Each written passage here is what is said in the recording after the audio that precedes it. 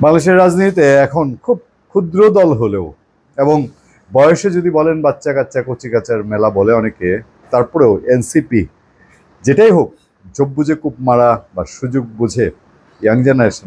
আমরা আজকে বলি না যে প্রাইমারি স্কুলে আমরা যা না বুঝতাম এখনকার বাচ্চারা আমরা যেটা মেট্রিকে বুঝতাম সেটা বুঝে, আর মেট্রিকে আমরা যেটা বুঝতাম এখন সেটা মানে এখনকার মেট্রিকের ছেলে পেলে তারা আমরা ইউনিভার্সিটি পাশ করার পরে যা বুঝতাম সেটা বুঝে কেমনে কেমনে কি করে ফেলে ঘরের ছেলে পেলে হাতে রাখা খুব মুশকিল।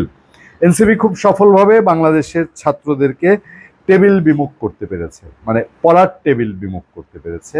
টেবিল বিমুখ করে তারা এমন এক টেবিলমুখী করেছে, সেটা হচ্ছে কেবল আড্ডা এবং রাজনীতির গরম চায়ের টেবিল।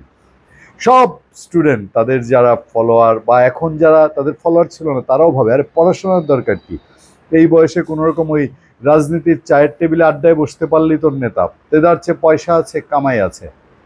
এনসিপি এই আলোচনার জন্ম দিয়েছে, এটাই তার সফলতা।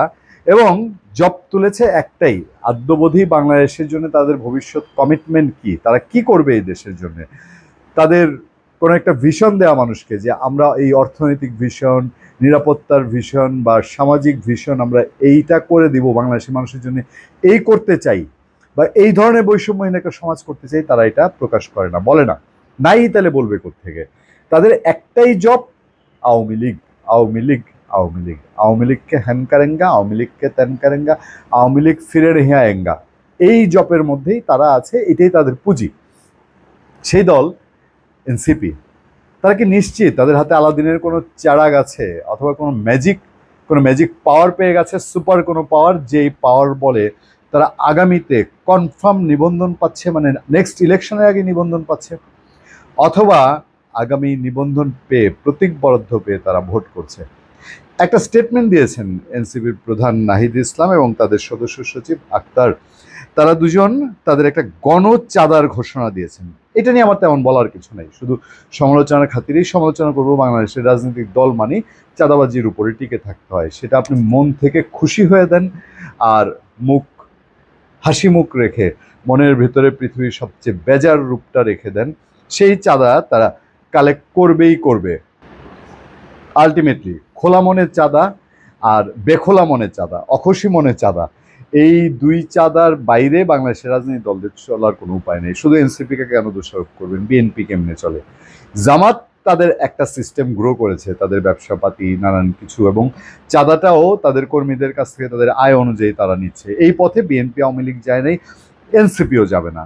এনসিপির যদি বলি মানে পিতা, পিতামহ, বড় বাবা, বড় দাদা, এরকম যদি আদর্শিক পুরুষ, যেমন আমার ফ্যামিলিতে আমি আমার বাবা কেমন ছিলেন, আমার দাদা কেমন ছিলেন, আমার বড় বাবা কেমন ছিলেন, তার বাবা কেমন ছিলেন, আমরা সেগুলো ঘেটে বের করে তাদেরকে ফলো করার চেষ্টা করি। এনসিপি, আওয়ামী লীগ এবং বিএনপি তাদের পূর্বসূরি সেটাই ভেবে নিয়েছে কিনা।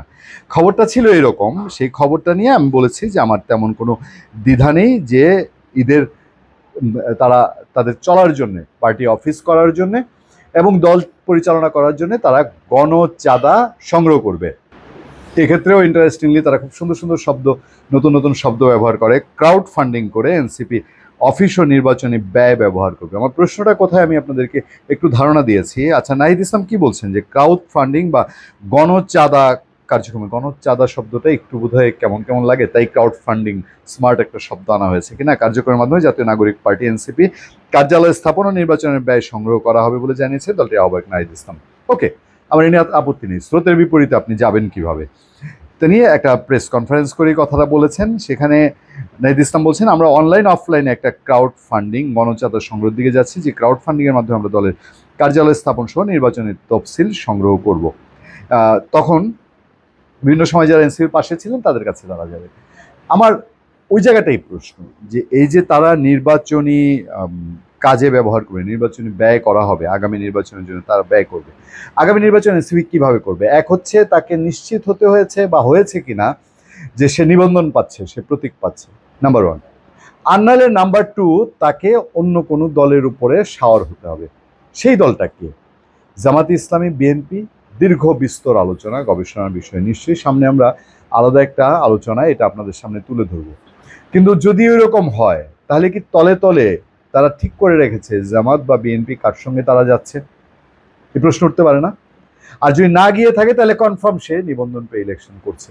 এর বাইরে তো আর কোনো রাস্তা নেই। নাহিদ ইসলাম স্বতন্ত্র প্রার্থী এক জায়গায় দাঁড়িয়ে গেলেই কি হবে? তার এনসিপির নাম থাকবে? তারা অথবা তারা এটাই বলুক যে তারা ওকে নিবন্ধন যদি না হয় তারা স্বতন্ত্র ইলেকশন করছে। ধূপে খুব একটা বোধহয় টিকবে না। এই যখন সিচুয়েশন, তখন আরেকটা প্রশ্ন উঠতে পারে না?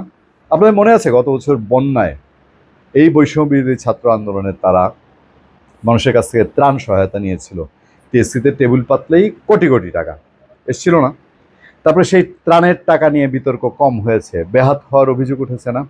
কোথায় গিয়েছে? এক পর্যায়ে সেই সার্জিসরা বললেন এইটা নাকি ব্যক্তিগত একটা অ্যাকাউন্টে জমা হয়েছে। এই নিয়ে তো আরও তুলকালাম কাণ্ড কারখানা, এবং এখন পর্যন্ত আদ্যবধি এরপরে দেখা যায়নি। তারা বলছে এটা পরে সরকারের ফান্ডে দেওয়া হবে, কিন্তু এই টাকাটা একজ্যাক্টলি কত উঠেছিল এবং কোন জায়গায় কোন বন্যা দুর্গত মানুষ উপকৃত হয়েছে, এই প্রশ্নে জাতি এখনো কোনো সঠিক সুনির্দিষ্ট উত্তর পায় নাই। তো ওই যে একটা ধাক্কাটা গিয়েছে, মানুষ তো জানে তারা ওই যে বন্যা দুর্গতদের জন্য ত্রাণ তুললো, তারপরে বিভিন্ন প্রশ্ন উঠলো।